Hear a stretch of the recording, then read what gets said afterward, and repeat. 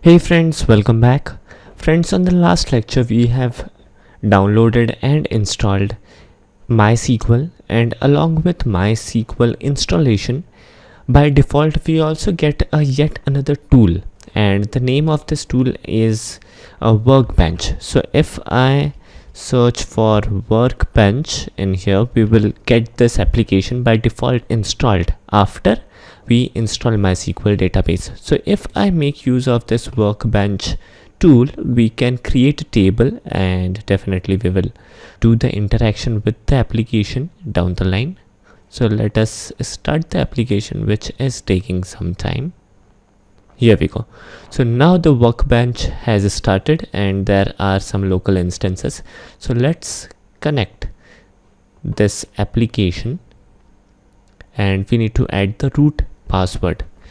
So enter the root password which you guys have set in your system. So let me enter this in here and click on OK, and it will give us an interface. All right, so this is an query analyzer or a query interface where we can type in a query for sure. But the first thing which we need to do is to create a database, and under MySQL it is known as schemas.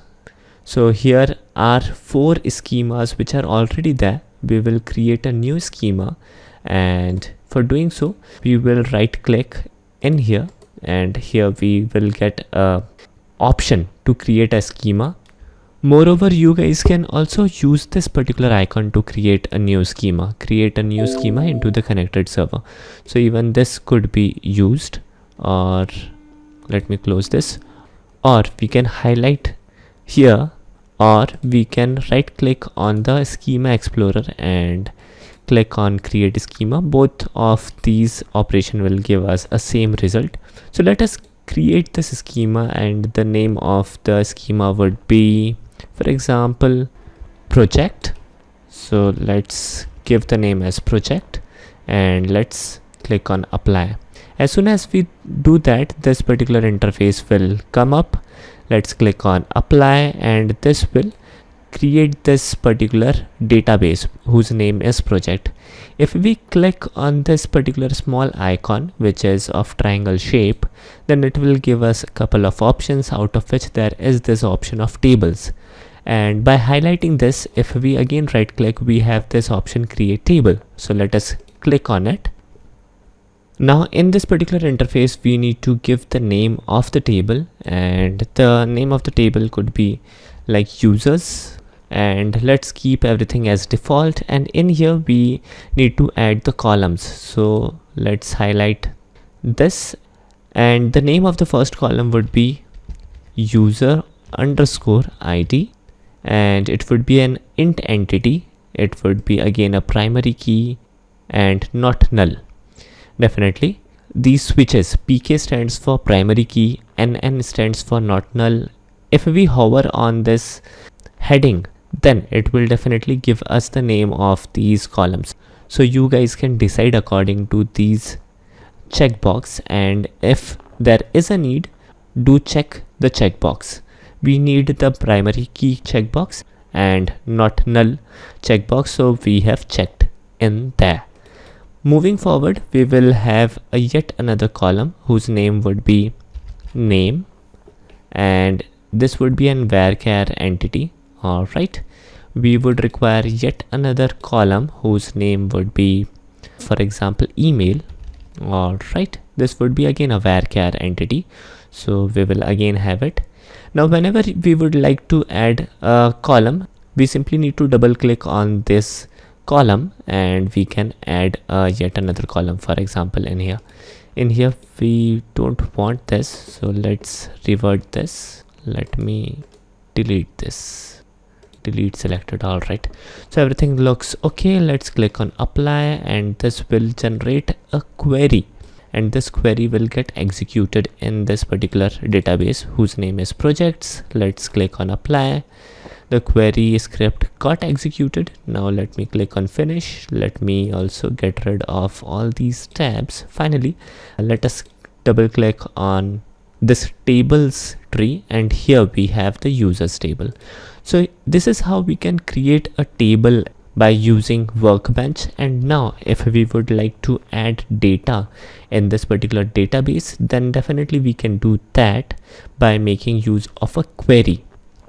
Now we have successfully added this table users, and now let's proceed further and try to interact with this table using our project.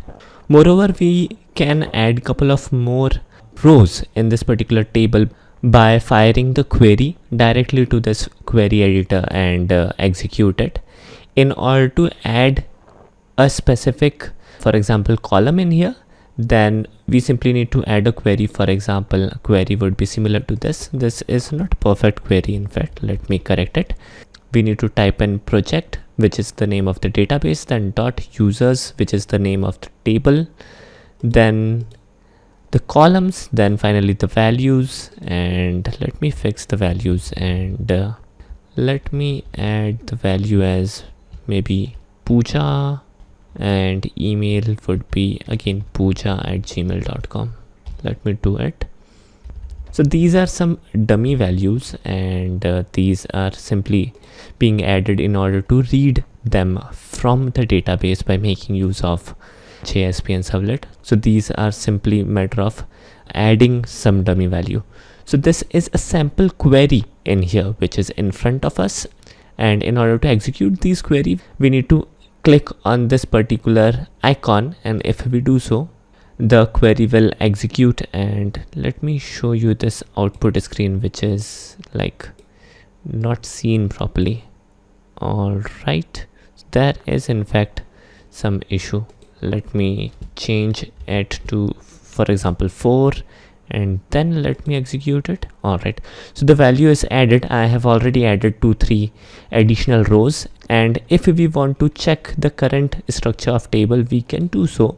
If we hover on this particular users table, then we get these icons, out of which this third icon will show you the content of the table. Let me click on it, and here we go. So these are the current content on this database. So let us navigate to the Eclipse and let us interact with this database and this table users, and we will get started. This particular course is not based on these queries or MySQL, so we won't dig more into this query thing.